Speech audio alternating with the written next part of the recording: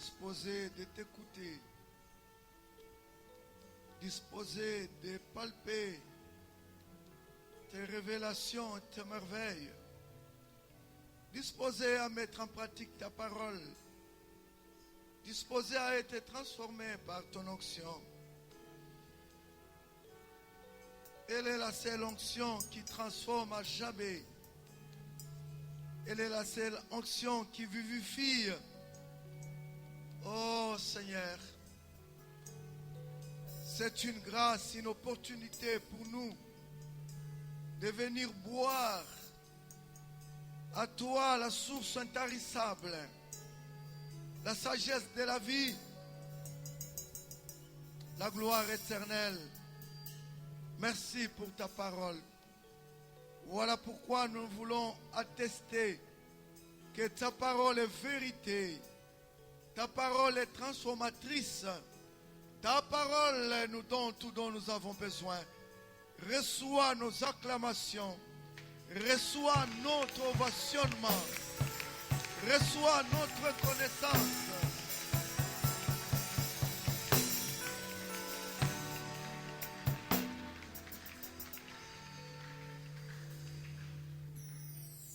Amen. Et Dieu vous bénisse abondamment. J'ai une certitude. Nous avons fait un culte passé. Maintenant, ça c'est notre culte. Amen. S'il n'y a rien qui va se ressembler, il n'y a pas de problème. Parce que je me laisse pousser par le Saint-Esprit. Amen. Évidemment, à la limite que les choses soient aussi bien faites, n'est-ce pas? Nous sommes une même église. Il ne faudrait pas que celle du premier culte avait un autre thème ici, aussi un autre. Ah non, quand même. N'est-ce pas? Que Dieu soit loué. Amen. Bon, je suis là dans le cadre de la permutation des aumôniers. Je suis l'aumônier Feli Moïse Chimba de l'INBTP. J'ai toujours été ici. À beaucoup de circonstances aussi. Je ne suis pas seul, je suis accompagné de mon épouse. Maman Nadim, tu peux te tenir debout. Voilà, elle est là avec moi. Voilà. Ah, voilà. C'est ça, les complices, hein, savent. Amen. Recevez aussi les salutations de nos enfants. Nous avons 4 enfants. Ils vous ont salué. Une grande famille, 4, beaucoup, hein. Et notre paroisse aussi, notre église, nous sommes une même église, n'est-ce pas? Ce n'est qu'une chambre. Ils vous ont salué aussi. Nous sommes aussi très contents d'être parmi vous ce matin. Dieu nous a bénis déjà au premier culte. Il va nous bénir aussi. Amen. Voilà, nous pouvons nous tenir debout. Nous allons lire les textes de base. Le matin, j'ai abrégé. Moi-même, j'ai lu le deuxième texte. On m'a dit qu'au premier culte, il y a des mamans, des papas, des jeunes très vigoureux. Alors, nous allons lire les 2 textes. Alors, pour ceux qui notent, Exode chapitre 34. Du 28e verset jusqu'au verset 34, aussi, ou 5. 35 c'est mieux, mais jusqu'à 35. Exode chapitre 34, verset 28 à 35. Le deuxième texte que nous allons lire, c'est 2 Corinthiens chapitre 3. Alors, je vais les lire ça et là. Mais vous pouvez noter du 7e verset au verset 18. Moi, je peux lire ça et là, ensemble avec vous, ou même tout. Il n'y a pas de problème. On donne l'occasion à notre sœur ou frère qui n'a pas lu la Bible il y a longtemps. Exode chapitre 34. À partir du verset 28. Dans ma version, il est écrit, Moïse fit là avec l'Éternel 40 jours et 40 nuits. Il ne mangea point de pain et il ne but point d'eau. Et l'Éternel écrivit sur les tables les paroles de l'alliance les 10 paroles. Moïse descendit de la montagne de Sinaï, ayant le deux tables du témoignage dans sa main. En descendant de la montagne, il ne savait pas que la peau de son visage rayonnait, parce qu'il avait parlé avec l'Éternel. Aaron et tous les enfants d'Israël regardèrent Moïse, et voici, la peau de son visage rayonnait, et ils craignaient de s'approcher de lui. Moïse les appela. Aaron et tous les principaux de l'assemblée vinrent auprès de lui et leur parla.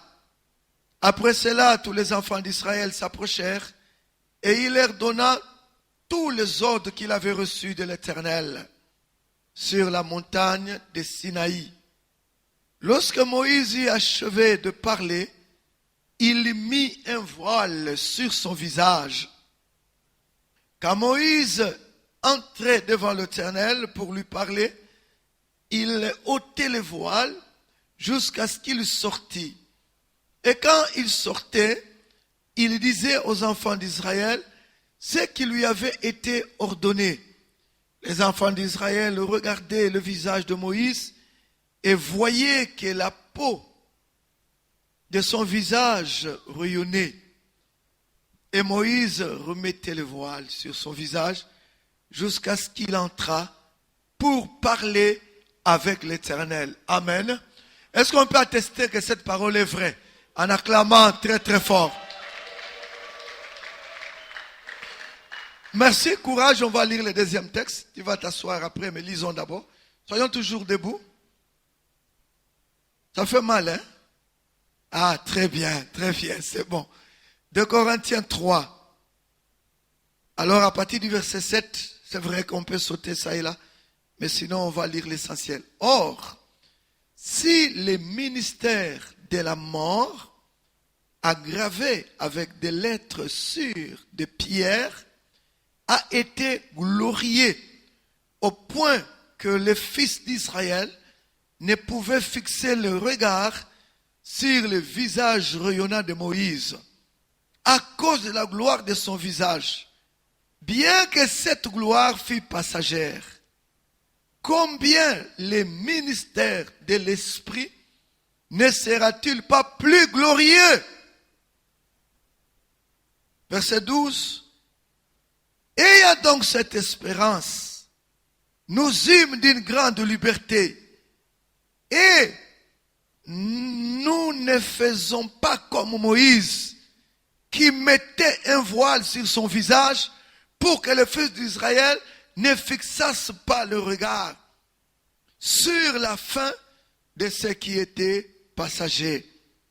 Mais ils sont devenus durs d'entendement, car jusqu'à ce jour, le même voile demeure quand ils font la lecture de l'Ancien Testament, et ils ne s'élèvent pas parce que c'est en Christ qu'il disparaît.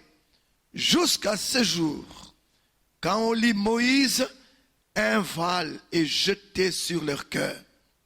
Mais lorsque le cœur se convertisse au Seigneur, le voile est ôté. Or, le Seigneur, c'est l'Esprit. Et là où est l'Esprit du Seigneur, là est la liberté. Nous tous qui, le visage découvert, contemplons comme dans un miroir la gloire du Seigneur, nous sommes transformés en la même image de gloire en gloire, comme par le Seigneur l'Esprit. Amen. Est-ce que c'est la vérité? C'est la vérité que tu es transformé de gloire en gloire. Acclame le Seigneur très très fort. Merci. Nous pouvons nous asseoir. Frères et sœurs, si vraiment l'information que j'ai est correcte, cette année dans cette église, il y a pour thème chrétien, lumière et celle de la terre. C'est vrai, hein? Alors répète avec moi. Chrétien,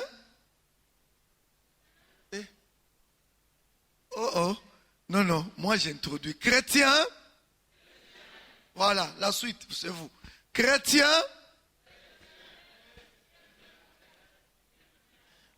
C'est l'un ou l'autre, hein? C'est de la terre ou lumière, n'est-ce pas? Comme ça y est là-bas. Amen. Et le mois ou le trimestre, le thème c'est la lueur de la lumière est pour la gloire de Dieu. Amen. La lueur de ta lumière est pour la gloire de Dieu. C'est la vérité, n'est-ce pas? Le matin, je le disais, vous savez, quand dans l'église, nous sommes dirigés dans la vision de Dieu, Dieu nous donne aussi cette vision-là sous forme de thème. Amen. Encore cette année ici dans cette église, il y aura des témoignages. Alléluia. Les gens vont dire, cette église a changé. Parce que les chrétiens de cette église impactent partout là où ils passent avec leur lumière en tant qu'enfants de Dieu. Alléluia. Ils lui donnent la saveur là où il y avait le désespoir. C'est vrai, non? Que Dieu vous bénisse. Et qu'il accomplisse cette vision de cette église. Frères et sœurs, c'est la même chose quand la grande vision est séquencée en des petits sous-thèmes. C'est très important là aussi. Ici, on nous ramène à dire, la lueur de notre lumière, c'est pour la gloire de Dieu, pas de nous-mêmes. Alléluia. Ça c'est bien, hein? Moi, ce matin, j'aimerais aussi te donner dans ta grande vision, je l'appelle un sujet. Ne perds pas ta lumière. Amen. Ne perds pas ta lumière. Frères et sœurs, vous voyez le texte que nous venons de lire ici. C'est un texte qui nous révèle beaucoup de choses. Vous l'avez déjà entendu, bien sûr. On a déjà prêché là-dessus. J'aimerais dire que ce matin, ma préoccupation pour les textes de l'Ancien Testament, c'est plus ce que la rencontre de Dieu et Moïse produit. Amen. Amen. Les tables là m'intéressent peu. Le commandement lui-même, c'est un soubassement seulement. On y fera allusion. C'est plus la rencontre de Moïse avec Dieu. Cette présence-là. Quand vous lisez tous les textes d'Exode 34, depuis le premier verset, il y a des petits faits historiques, hein, tels que Dieu instruit à Moïse d'aller là-bas au Sinaï, pas à n'importe quel endroit, de monter jusqu'au sommet. Et entre-temps, tous les Sinaï et ses alentours, cela devrait être assaini. Qui n'aient même pas de berger ces jours-là. Qui n'aient même pas ceux qui viennent pour paître les animaux. Non, non, non, non, non. Un contexte compliqué en Israël. On n'a pas les pâturages partout. Il faut aller là où il y a des montagnes, des vallées. Mais Dieu donne l'ordre que non, non, non, non. Pour cette rencontre entre moi et toi, il faut que les milliers soient assainis. Alléluia. Et Moïse, sans perdre un seul iota, il a respecté. Il est arrivé jusqu'au sommet. Et là, la rencontre va se produire. Alléluia. Amen. Ce que j'aime dans cette rencontre, c'est au fait une alliance qui va s'établir. Regardez un peu au verset 10, bien qu'on n'a pas lu ce verset-là. Les clauses de cette alliance sont là visibles. L'Éternel répondit, voici, je traite une alliance. Je serai en présence de tout ton peuple. Je ferai en présence de tout ton peuple des prodiges qui n'ont lieu dans aucun pays et chez aucune nation.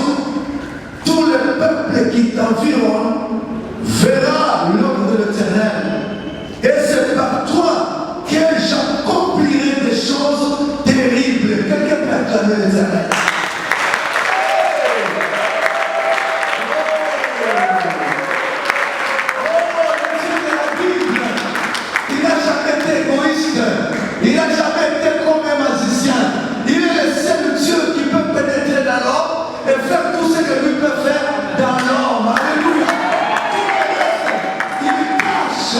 cache. Mais lui, il ne cache jamais les fourmis. Parce que la fourmi en question, elle est d'abord en toi. Lorsqu'il entre en alliance avec Dieu, Dieu devient toi. Par ses actions, il le fera par toi. Alléluia. Oh, Moïse bénéficie quelle grâce. Par toi, Moïse. Et lorsque les choses vont commencer à se produire, quel type de choses? Ils ont la caractéristique. Il dit des choses terribles. Mon frère et ma soeur, tu as payé à vivre des choses terribles, positivement, pas négativement. Des choses terribles. Et encore, les choses qu'aucun peuple n'a bénéficié. Qu'aucun pays n'a vécu, seulement toi. Il est le Dieu du commencement avec ce qui est en alliance avec nous. Il y a des choses que tu n'as pas encore vues. Parce que l'alliance titube un peu. Reste tout droit dans l'alliance. Il y a des choses qui se feront seulement avec toi.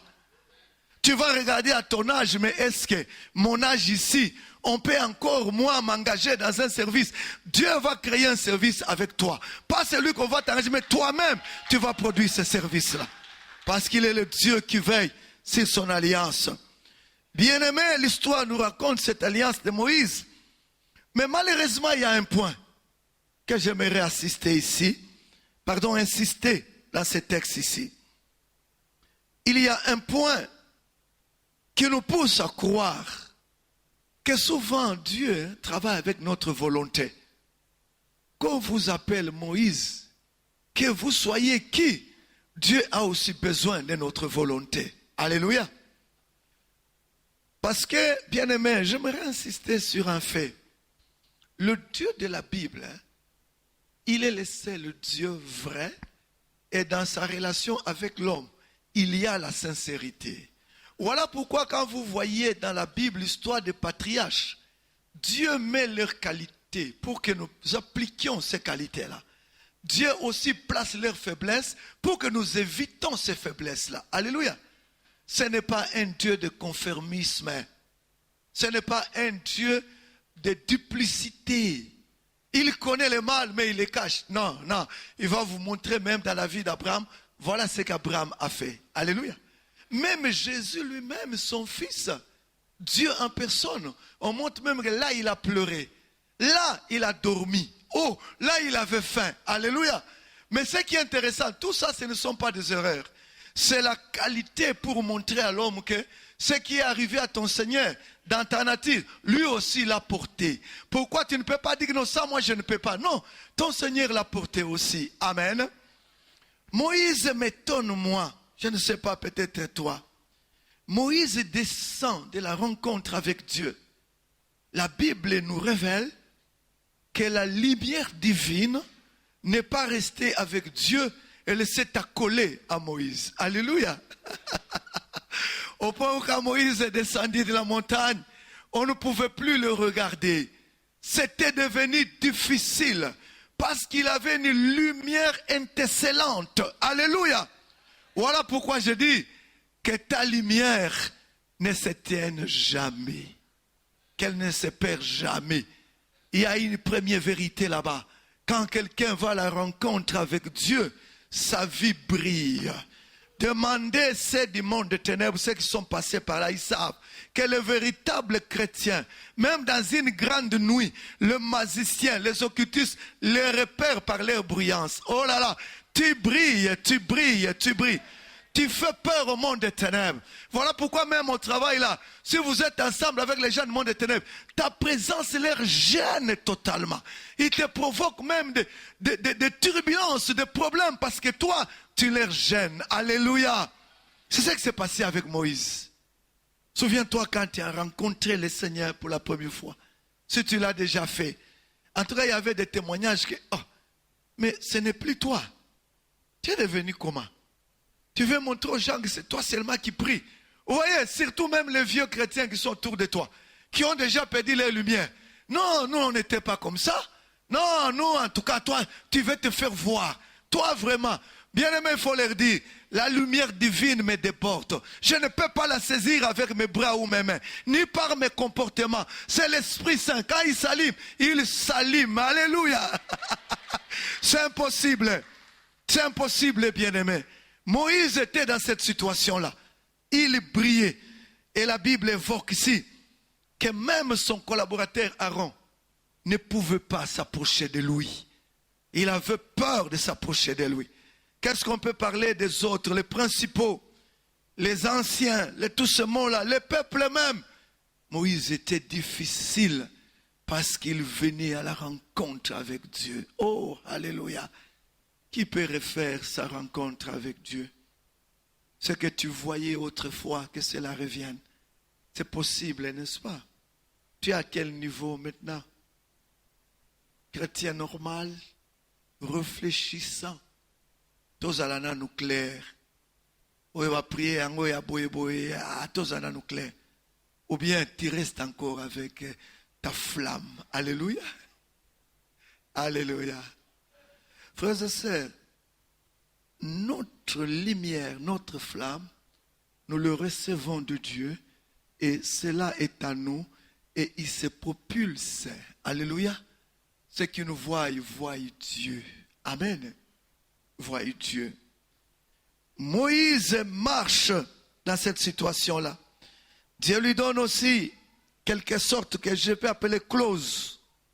Dieu dit à Moïse, attention, cette table que je te donne, elle contient les paroles. On ne va pas analyser ça ici. Les commandements. Mais sache, si le peuple marche conformément aux commandements, ok, je suis là. Les produits se réalisent. Des choses extraordinaires pour votre peuple. Mais si le peuple bafoue le commandement, dommage. Alléluia. Je ne sais pas à votre avis, qu'est-ce que vous pouvez dire ici? Je vais lire un peu ce verset-là. Je vais un peu le lire.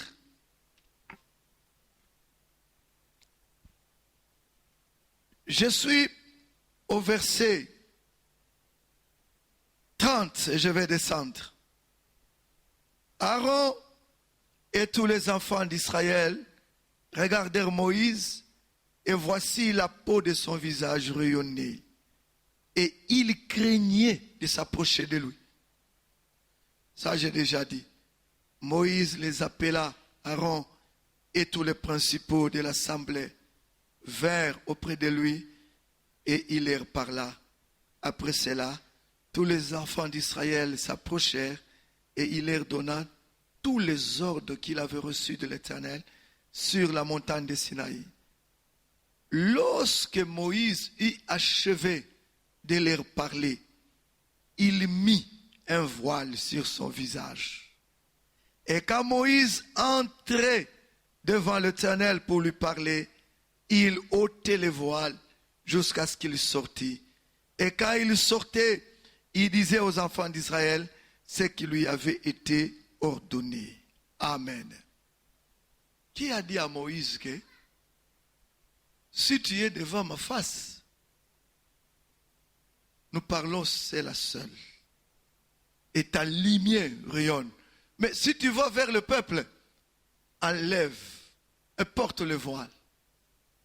Qui a dit à Moïse? Est-ce que Dieu lui a dit ça? De lui-même. De par ses pensées. Moïse entre à lui-même, il dit, il y a une distance entre moi et mon collaborateur Aaron et tout le peuple. Je vais briser cette distance. Quand je vais leur parler pour qu'ils m'écoutent bien, selon lui, je me vois, je cache la lumière de mon front. Mais quand je rentre à la rencontre de Dieu, j'enlève mon voile. Ça, c'est l'erreur. Alléluia. Dieu n'a pas dit ça. Il a réfléchi comme toi et moi.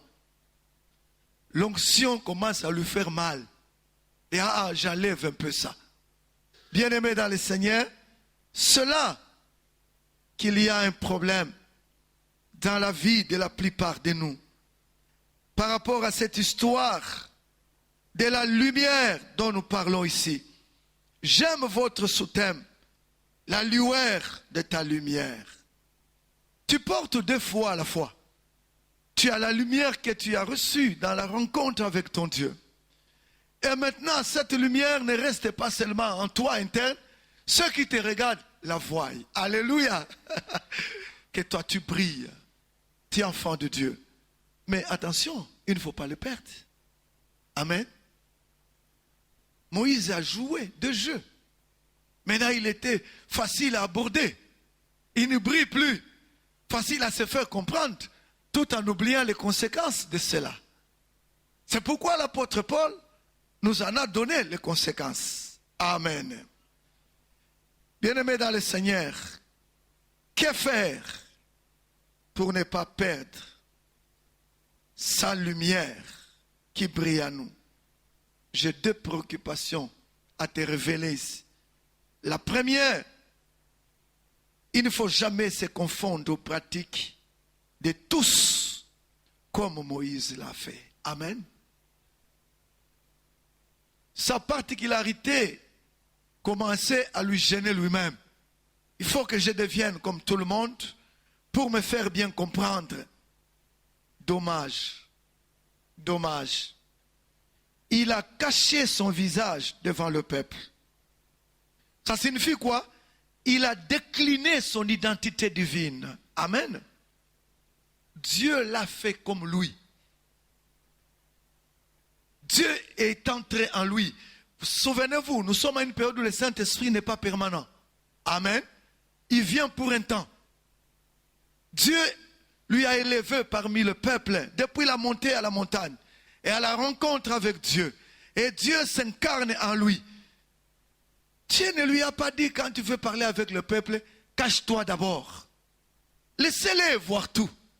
Mais Moïse a refusé d'être représenté clairement tel que Dieu le voit. Il cache son visage. Il décline son identité.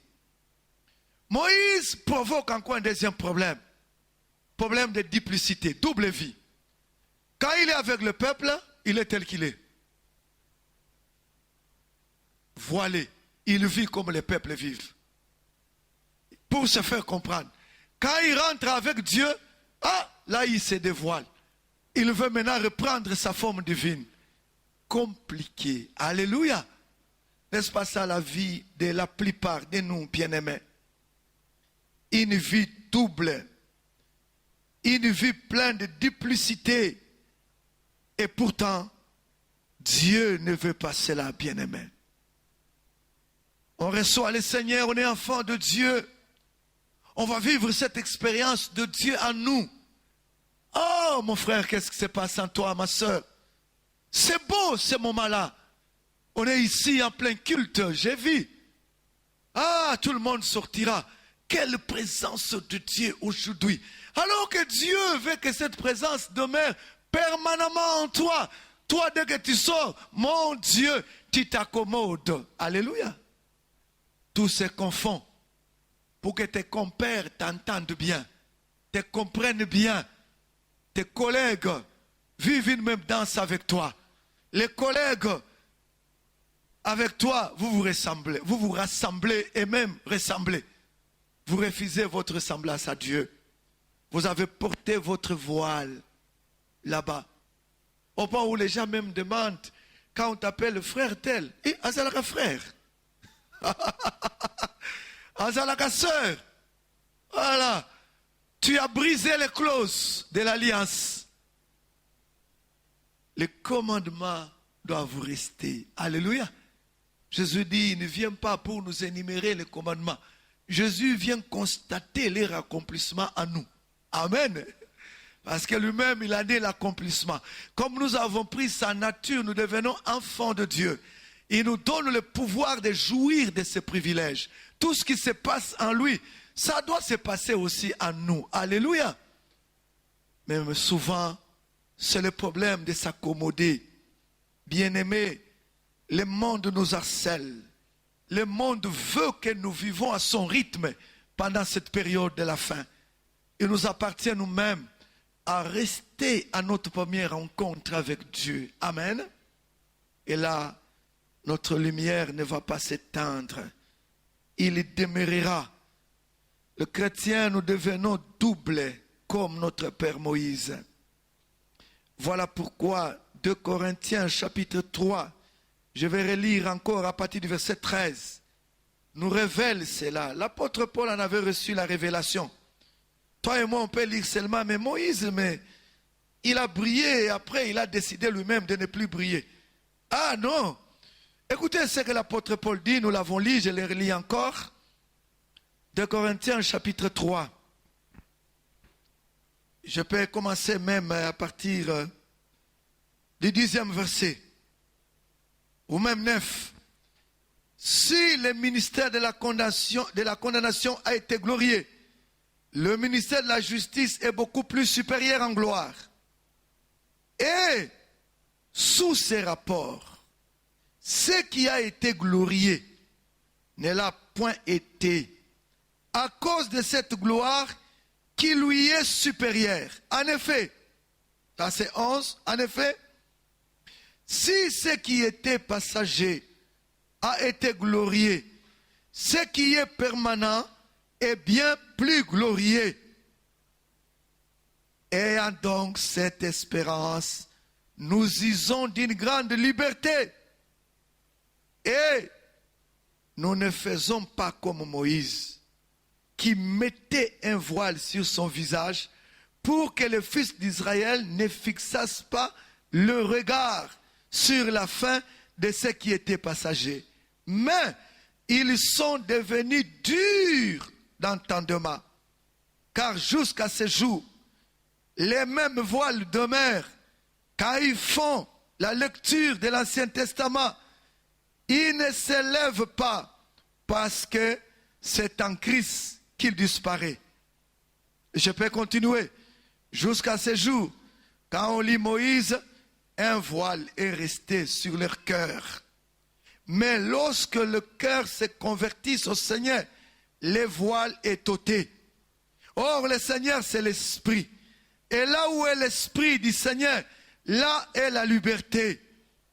Nous tous qui, des visages découverts, contemplons comme dans un miroir la gloire du Seigneur, nous sommes transformés en la même image, de gloire en gloire, comme par le Seigneur, l'Esprit. Quelqu'un peut acclamer la parole de Dieu.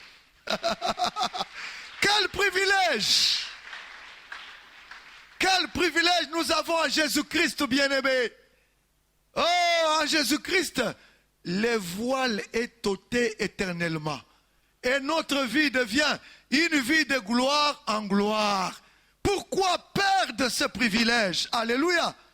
Pour se confondre avec ceux de ton temps, avec ceux de mon temps bien-aimé. Pourquoi se confondre? Oh, l'apôtre Paul dit, nous n'avons plus droit à une double vie. Nous sommes ceux de la liberté. Nous vivons la vérité. Alléluia.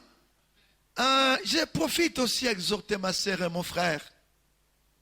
Tu sais, si dans ta vie, tu n'aimes jamais être toi, vous savez ce que ça signifie? Être un homme, une femme, capable à accepter le remarque de ceux qui te voient. En tant qu'enfant de Dieu, redresse ta marche. En tant qu'enfant de Dieu, regarde à la croix, parce que ce que tu fais n'est pas appris dans le sens de celui qui est mort à la croix. Et toi, tu te fâches, il y a un problème. Alléluia. Tu n'es pas toi. L'apôtre Paul nous dit non, ayons la liberté d'être nous à cause de cette lumière que nous avons reçue de Dieu, que nous ne pouvons jamais éteindre. Alléluia. Jamais éteindre. Alléluia. Pourquoi nous l'éteignons souvent? De par notre volonté. Vous savez, quand est-ce que notre volonté entre dedans? C'est lorsque elle-même, la volonté, te dit que ce que tu as fait, c'est mauvais. Amen. Comme nous sommes là, unis dans cette salle ici.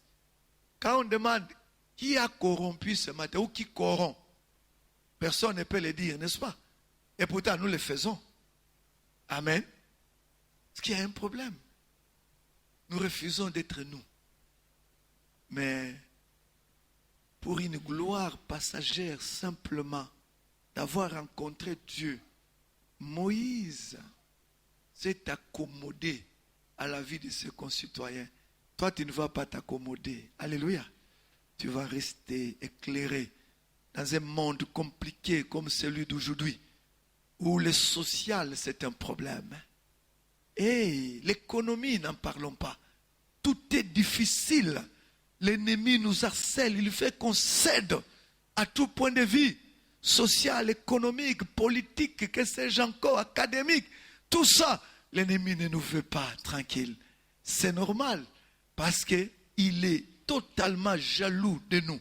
Notre étoile brille, ça le dérange, ça le fait mal. Il veut que tout le monde soit derrière lui pour qu'il amène plusieurs dans la perdition.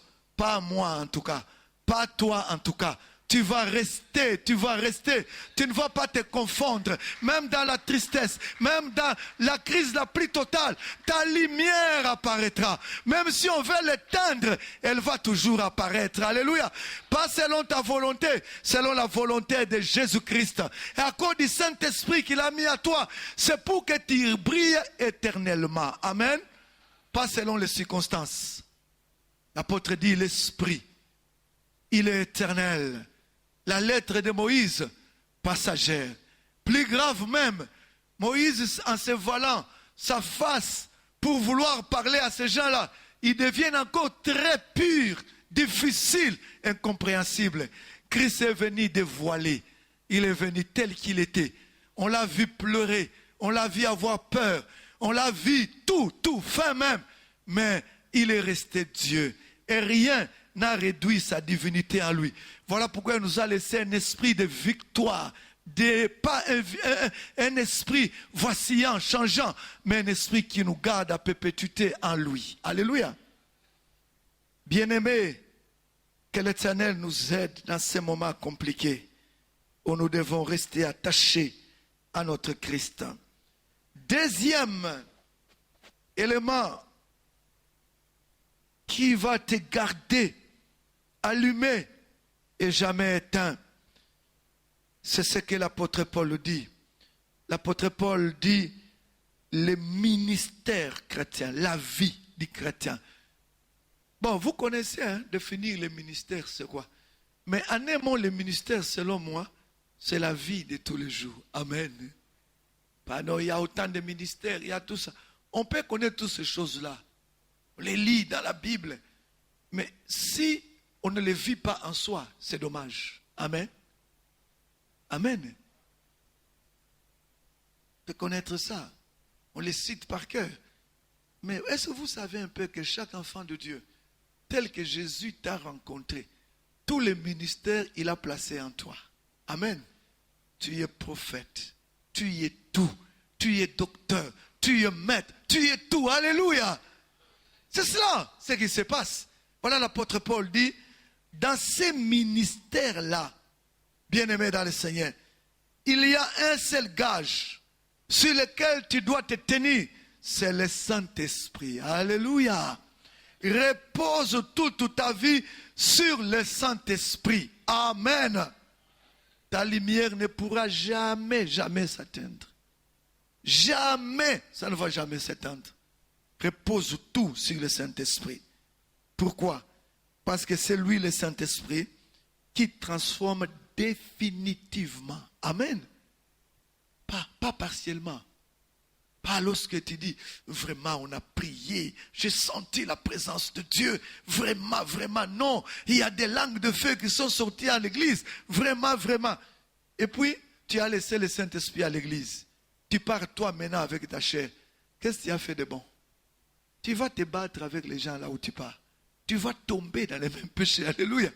Mais s'il est en toi, il prend la place qu'il faut. Il va changer même ta conduite. Tu vas faire le bilan. À l'époque, je pouvais faire ça. Mais aujourd'hui, je ne fais plus. C'est à cause du Saint-Esprit. Alléluia. Alléluia. C'est à cause du Saint-Esprit, bien-aimé. Repose-toi totalement sur le Saint-Esprit toute ta vie. Tu seras transformé définitivement et la lumière brillera sans cesse. Pourquoi encore sur le Saint-Esprit? Il dépose en nous la gloire éternelle. Et le monde glorifiera Dieu par nous. Amen. Verset 18 de 2 Corinthiens 3. Nous l'avons lu, je le répète encore, 17. Or, le Seigneur, c'est l'Esprit. Et là où est l'Esprit du Seigneur, là est la liberté. Alléluia. Je prie pour toi, ma soeur. Je prie pour toi, mon frère, dont la vie spirituelle, c'est vraiment un combat infini. Ah non. Ah non. Jésus a dit, prenez mon joug. Mon joug, il est léger. Alléluia. Quand vous prenez le joug du Christ, qui n'est rien que le Saint-Esprit, vous allez voir que la vie sera très très belle et bonne. Tu vas vivre une vie spirituelle bien. Pas comme si on mettait le mbaboula ou les gaz ou les makala. Comme ça. Que Dieu te soutienne. Cette vie-là de dormir avec des songes compliqués. On t'afflige. On te frappe la nuit. Je prie que Dieu te visite, que cela finisse. Tu dois vivre une vie chrétienne pépélée. Alléluia.